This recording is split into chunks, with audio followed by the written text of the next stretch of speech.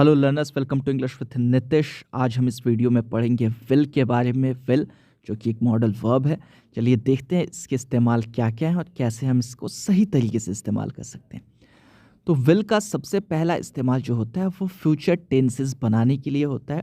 ठीक है, मैंने यहाँ सिंपल फ्यूचर में कुछ सेंटेंसेस रखे हैं, लेकिन फ्यूचर कंटिन्यूअस भी आप बना सकते हैं। Will be going, will be having, ऐसा कुछ।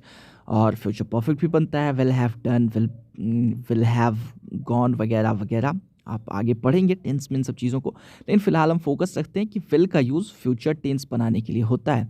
अगर आपने शैल के बारे में पढ़ा होगा तो आपको याद होगा शैल में भी फ्यूचर टेंस बनता था, लेकिन वो सिर्फ फर्स्ट पर्सन के साथ। लेकिन विल जो है वो थर्ड पर्सन और सेकंड पर्सन के साथ इस्तेमाल होता है। ठीक है, आप ये एग्जाम्पल देखें। पहला, Sunita will go to New York next year. ठीक है, अगर यहाँ सुनीता शैल होता तो वो गलत हो जाता, लेकिन Sunita will go to New York next year ये फ्यूचर टेंस से बता रहा है कि अगले साल वो जाएगी न्यूयॉर्क। वैसे ही श्वेता एंड आकृति will not attend the class today. Shweta और आकृति आज क्लास अटेंड नहीं करेंगी। तो इन दोनों सेंटेंसेस में हमने थर्ड पर्सन के साथ विल लगाया। ट्रेडिशनली जो पहले ग्रामर में लिखा जाता था, ग्रामर में वो ये था कि आप फ्यूचर बनाने के लिए आई वी के साथ तो शैल का यूज़ करें, यानी फर्स्ट पर्सन के साथ शैल का यूज़ करें, लेकिन सेकेंड और थर्ड पर्सन के साथ विल का इस्तेमाल करें। अब आज के डेट में परेशानी ये है कि शैल का यूज़ कम हो गया है, विल का यूज़ ज़्यादा हो गया, और फर्स्ट पर्सन के साथ भी आप विल का यूज़ करते हैं। तो ये याद रखें कि शैल का इस्तेमाल भले ही सिर्फ फर्स्ट पर्सन के साथ होता है, लेकिन विल का इस्तेमाल फर्स्ट, सेकेंड, थर्ड तीनों के साथ होता है। कब? जब फ्यूचर दिखाना हो। इसीलिए I will go to New Delhi next year ये सेंटेंस भी बिल्कुल सही है। ठीक, तो विल का पहला इस्तेमाल एक बार फिर मैं बता देता हूँ, फ्यूचर टेंस बनाने के लिए यूज़ होता है, बनाने के लिए होता है, चाहे वो कोई भी पर्सन क्यों ना हो, कोई भी सब्जेक्ट क्यों ना हो। ठीक है, इसके अलावा विल का यूज़ प्रेडिक्शन या अजम्पशन के लिए होता है। प्रेडिक्शन मतलब किसी तरीके की, एक तरीके की भविष्यवाणी, मुझे लगता है ऐसा होगा, और अजम्पशन यानी कि अंदाज़ा लगाना।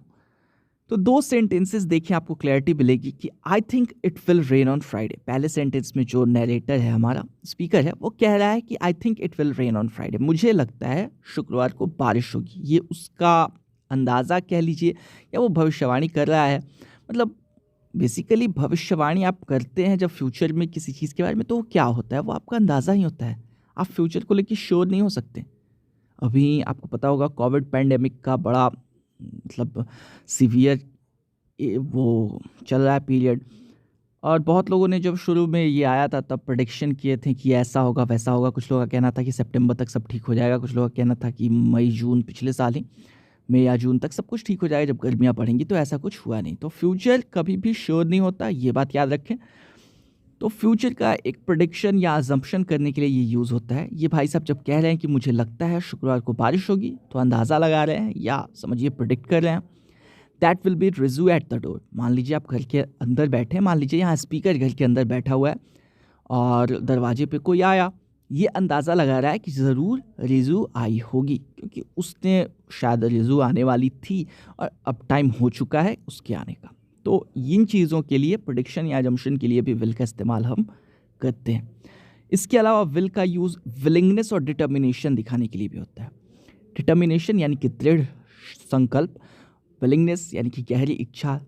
जैसे ये एग्जांपल्स आप देख लें, चाहत, इरादा, ये दिखाने के लिए होता है। ये एग्जांपल्स देखिए, you wash the dishes I will take out the trash, यानी कि तुम बर्तन धो, मैं कचरा बाहर फेंक के आता हूँ। ये इच्छा दिखा रहा है कि तुम ये काम कर लो, मैं ये कर लूँगा। दूसरा है आई विल स्टॉप स्मोकिंग, एक तरीके का डिटर्मिनेशन दिखा रहा है कि हाँ मैं बंद कर दूंगा सिगरेट पीना जल्दी। और तीसरा सेंटेंस है I will not stop until I succeed, ये भी एक तरीके का डिटर्मिनेशन है। स्पीकर हमारा कह रहा है कि जब तक मैं कामयाब नहीं होऊंगा तब तक नहीं रुकूंगा। विल का निगेटिव फॉर्म विल नॉट होता है, और साथ में हम लोग इसका कॉन्ट्रैक्शन वॉन्ट भी यूज़ कर लेते हैं। ठीक है, अब इसके अलावा चूँकि विलिंगनेस, डिटर्मिनेशन आपने बात की, तो प्रॉमिसेस भी एक तरीके का डिटर्मिनेशन होते हैं। जब आप किसी से वादा करते हैं तो आप दृढ़ संकल्प करके वादा करते हैं कि मैं ऐसा करूँगा। बहुत लोग हालांकि झूठे वादे भी करते हैं, लेकिन ऐसा नहीं है। तो सेंटेंसेस बनते हैं विल के साथ, जो प्रॉमिसेस वाले सेंटेंस होते हैं। I will not leave you, I will take care of this, मैं तुम्हारा साथ कभी नहीं छोड़ूंगा, मैं इस चीज़ का ख्याल रखूँगा, मैं ये काम कर लूँगा, ऐसा कुछ है, I will take care of this का मतलब मैं ये काम निपटा लूँगा के सेंस में यूजुअली होता है। तो किसी भी तरीके के वादे के लिए भी आप विल का यूज़ कर सकते हैं। इसके अलावा धमकी देने के लिए भी विल का यूज़ होता है। अब आम तौर पे तो आई के साथ फर्स्ट पर्सन के साथ ही धमकी देने के लिए विल का यूज़ होता है, जैसे आई विल किल यू, मैं तुम्हें मार डालूँगा, I will teach you a lesson, मैं तुम्हें सबक सिखा दूँगा। लेकिन आजकल थर्ड पर्सन के साथ भी विल का यूज़ हो रहा है धमकियाँ देने के लिए। जैसे मान लीजिए कोई आर्मी के जनरल साहब हैं, उनके बारे में कोई कह रहा है आपसे, आपने कोई गलती की तो कि the general will not forgive you, general तुम्हें माफ़ नहीं करेंगे। तो इस तरीके के इस्तेमाल होते हैं। इसके अलावा विल का यूज़ रिक्वेस्ट करने के लिए भी होता है। Will you please shut the door, क्या तुम प्लीज़ दरवाज़ा बंद कर दोगे। Will you pass the salt, क्या आप नमक जरा इधर बढ़ाएंगे। अब इनमें मुद्दा ये है कि विल के साथ प्लीज़ लगाया जाता है, तब ये पोलाइट होता है, जैसा कि पहला सेंटेंस है। दूसरा उतना पोलाइट नहीं है, लेकिन विल फिर भी प्लीज़ के साथ भी उतना पोलाइट नहीं होता है। रिक्वेस्ट के लिए हम लोग आमतौर पे वुड या कुड यूज़ करते हैं, जो आगे हम लोग पढ़ेंगे। लेकिन आप विल का यूज़ कर सकते हैं किसी तरीके के रिक्वेस्ट के लिए। किसी तरीके के ऑफ़र के लिए भी आप विल का यूज़ कर सकते हैं। ऑफ़र किस तरह के ऑफ़र, देखिए 2 तरीके के ऑफ़र। एक तो पहला मदद का या कुछ मतलब विल यू हैव समथिंग, क्या आप कुछ लेना पसंद करेंगे, ये एक ऑफ़र है, प्रस्ताव है कि मेरे पास मतलब आपको कुछ चाहिए तो मैं देता हूँ, ठीक है। इसके अलावा एक और तरीके का ऑफ़र होता है, जैसे आप दूसरा सेंटेंस देखिए, I will give this book to you for 100 bucks, अगर तुम 100 रुपये दोगे मैं ये तुम्हें किताब दूंगा, 100 रुपये में मैं तुम्हें ये किताब दे दूंगा। ये भी एक तरीके का ऑफ़र है। तो ये ध्यान रखें, मदद का ऑफ़र हो या ऐसा बिजनेस वाला ऑफ़र हो, ठीक है, कमर्शियल, तो आप इसके लिए विल का यूज़ कर सकते हैं। कमांड देने के लिए यानी कि आदेश देने के लिए भी विल का यूज़ होता है। जैसे पहला सेंटेंस देखिए, you will finish your homework this instant. कोई पेरेंट है, वो अपने बच्चे को कह रहे हैं कि अभी के अभी अपना होमवर्क ख़त्म करो तुम, ठीक है। You will not listen to such songs, तुम्हें ऐसे गाने नहीं सुनने हैं, तुम ऐसे गाने नहीं सुनोगे। अपने बच्चे को समझा रहे हैं। इन दोनों में ही एक तरीके का आदेश का भाव है कि होमवर्क अभी ख़त्म करना है और ऐसे गाने नहीं सुनने हैं। इसके अलावा विल का जो एक यूज़ होता है वो कंडीशनल सेंटेंस बनाने के लिए होता है। अगर आपने कंडीशनल्स पढ़े हैं, नहीं पढ़े हैं, तो हम लोग इस चैनल पे ही आगे ज़रूर डालेंगे उनके वीडियोस।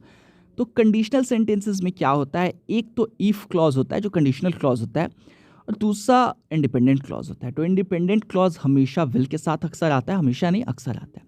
जैसे ये एग्जांपल्स देख लें, if he comes here I will beat him black and blue. अगर वो यहाँ आया, ये कंडीशन है, तो मैं क्या करूँगा, मैं उसे बुरी तरह पीटूँगा, ठीक। इसके अलावा अगला सेंटेंस है, if I see Priyanshu I will give him this book. अगर मैं प्रियांशु से मिला तो मैं उसे यह किताब दूंगा। तो दोनों ही सेंटेंस में एक कंडीशन है, मैं उसे तब पीटूंगा जब वो यहाँ आएगा, और मैं प्रियांशु को किताब तब दूंगा जब मैं उसे देखूंगा। ऐसे कंडीशनल सेंटेंसेस में एक क्लॉज में तो इफ होता है और दूसरे क्लॉज में विल के साथ हम लोग शुरू करते हैं, ठीक है। इसके बारे में विस्तार से हम लोग कंडीशनल्स चैप्टर में पढ़ेंगे, लेकिन मैं उम्मीद करता हूँ यहाँ आपको विल के सारे यूजेस समझ में आ गए होंगे अच्छे से।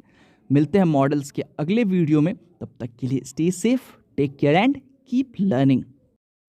उम्मीद करता हूँ आपको ये वीडियो पसंद आया होगा और लेसन समझ में आया होगा। कमेंट करके हमें ज़रूर बताएं अगर पसंद आया तो, और नहीं भी पसंद आया तो कमेंट ज़रूर करें, क्योंकि आपका एक कमेंट हमें बहुत कुछ सिखा देता है। इसके अलावा अगर पसंद आया तो लाइक करना बिल्कुल ना भूलें, और अगर पसंद आया है तो आपको शेयर भी करना है ताकि हमारा चैनल आगे बढ़ता रहे। तो शेयर करें अपने दोस्तों के साथ और सब्सक्राइब ज़रूर करें ताकि आपको हमारे आने वाले वीडियोज़ मिलते रहें।